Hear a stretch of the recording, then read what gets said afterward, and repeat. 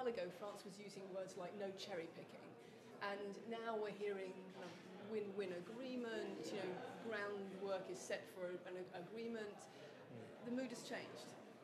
Well, we want a European Union that works for Britain and for the Eurozone, and it's good to hear French politicians agreeing that as the Eurozone integrates, we need to have fair treatment for those who are not in the Euro. That, of course, includes Britain.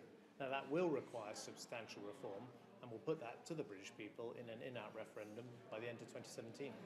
The mood music here does seem to have changed. The language that the French are using has changed. Does that mean, in your view, that you'll be able to get to that referendum by the end of next year, finish negotiations by the end of the year with a possible referendum in June?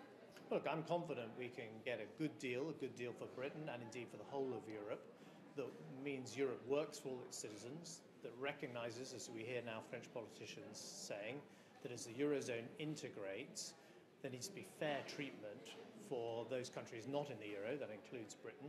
That can create a win-win situation. It will require substantive reform, and when we have a good deal, we can put it to the British people in that referendum.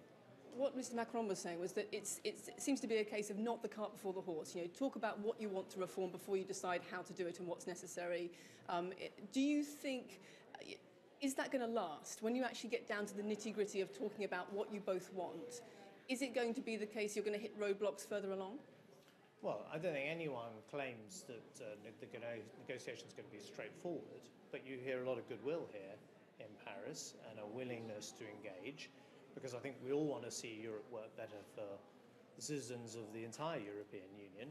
And now you have French politicians like Monsieur Macron acknowledging that there needs to be fair treatment for those countries that aren't in the Euro, like Britain, as the Eurozone integrates, that there's the potential for a win-win agreement, that all of this requires substantial reform. And of course, in Britain, we put that to the British people in a referendum. What's made the difference? Well, I just think you've got now a French government, British government, European governments that want to get on and talk.